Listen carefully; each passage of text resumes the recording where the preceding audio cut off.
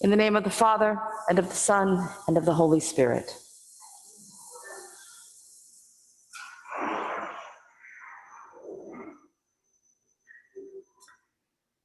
This morning in our first reading, we hear about the first decision the followers of Jesus make on their own after the ascension, after Jesus has left them a second time, being taken up into heaven. They have been told by Jesus to wait for the promise of the Father, for the coming of the Holy Spirit, which we will celebrate next Sunday. And so in the meantime, they do familiar things that they did with Jesus. They wait in the upper room and they pray. We hear that the remaining 11 of the so-called 12 are there. Luke names them all for us. And that with them were certain women, including Mary, the mother of Jesus, as well as his brothers. That's what came just before what we heard today. And then today we hear Peter stands up and says that it is important to fill the role that was left by Judas, someone who had accompanied us throughout the time that Jesus was with them, from the baptism of John until he was taken from us. This person is needed to become, Peter says, a witness with us to his resurrection. Two are nominated, Justus and Matthias. And Matthias is chosen by lot. Basically, they flipped a coin. Now, as I've been praying with this text this week, I felt like there was something going on behind the scenes that I couldn't quite grasp. And I realized the more that I reflected on it, that when I have imagined this scene, I'd always pictured this group as just the 11 with a couple of other folks.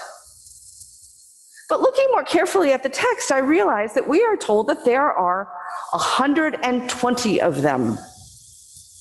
Now, in Jewish tradition, this was the number of men, yes, men, required to form a synagogue with its own council. Then there is the choosing of Judas's replacement.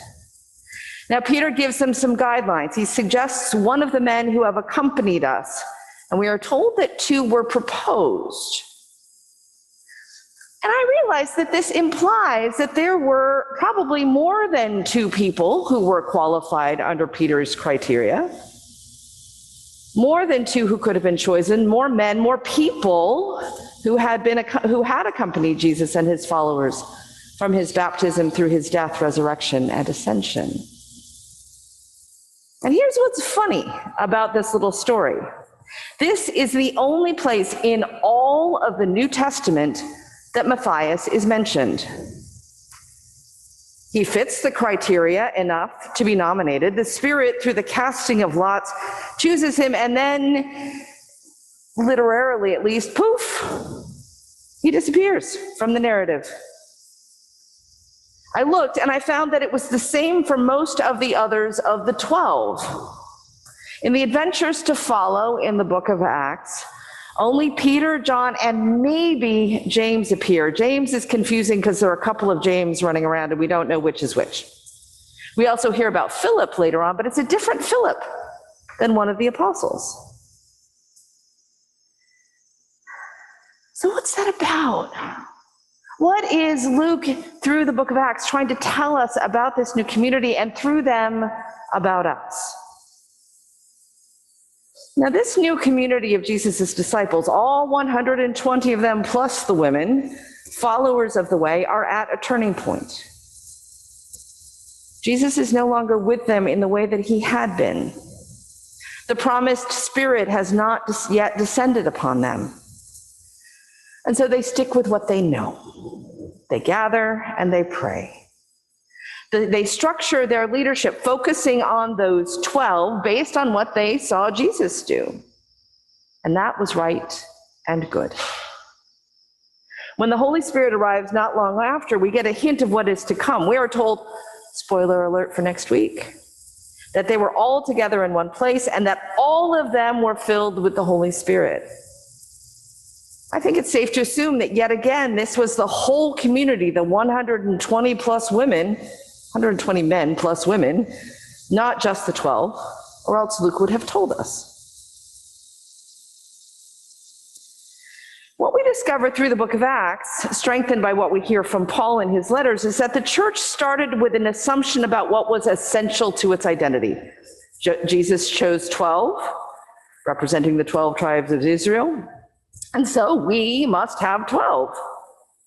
You'll note that we never hear Jesus telling them to do this. But then, through the story of the book of Acts and what we hear in Paul's letters, the community quickly discovers that simply appointing official witnesses, not the only witnesses, just the official ones, is not enough. By the time we get to chapter 6 of Acts, we learn that a new group of leaders needs to be appointed, the deacons, to make sure that the most vulnerable in the community, an ethnic minority, is cared for. This doesn't even take into account the women who had been supporting Jesus and his ministry before the crucifixion and who presumably continued to support the community materially afterwards. And then we hear from Paul in his letter to the Corinthians and to the Romans. We hear him talk about a whole host of roles, not just the 12, gifts of the Spirit for the common good. Listen. I was just amazed by this. Listen to the roles that he lays out. In 1 Corinthians 12, Paul lists speakers of wisdom, speakers of knowledge, bearers of faith, healers, miracle workers, prophets, discerners of spirits, speakers in tongues, interpreters of tongues. Not a mention of the 12 among them. In Romans 12, he lists prophets, ministers, teachers, exhorters, givers, leaders, and the compassionate as gifts of the Spirit. Paul also, throughout his letters, names women whom he considered co-workers in the gospel. Priscilla, a missionary who with her husband is mentioned 6 times in the New Testament, and 2 out of 3 times she's named first. Julia and Nereus' sister, also missionaries. Junia, whom Paul calls an apostle. Phoebe, whom Paul calls deacon, sister, and benefactor, and several more women, all with roles of leadership in this brand new community.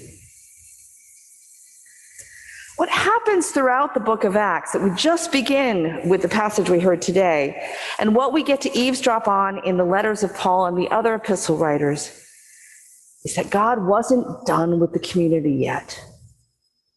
The new thing that God had begun with Jesus was taking them places they never had imagined. Things that they thought were not negotiable about their Jewish identity, particularly circumcision and keeping kosher, were called into question, and they had to wrestle with those things. Side note, if you think the church has ever not had controversy, you read the book of Acts. We're in good company.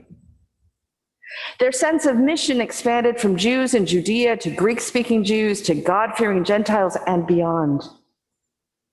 Their understanding of leadership and authority had to shift with that as well, drawing from the gifts already present in the community and the gifts bestowed and revealed by the Holy Spirit. The 12 expanded to include other apostles and even Paul, who had never known Jesus in his earthly ministry. The communities came to understand that all of their members had something to offer and a kind of leadership and authority that they could exercise. And it seems the 12, the familiar model that they had started with, no longer needed to be invoked. So why am I taking on this path down the book of Acts and into the epistles? Why am I harping on this? My point starts with those unspoken things in our reading today from Acts. The new apostles were lifted up from a community filled with already qualified people, and that those who got appointed to what seems to be the top leadership may not, after all, be the most important or the most influential, either before or after they get appointed.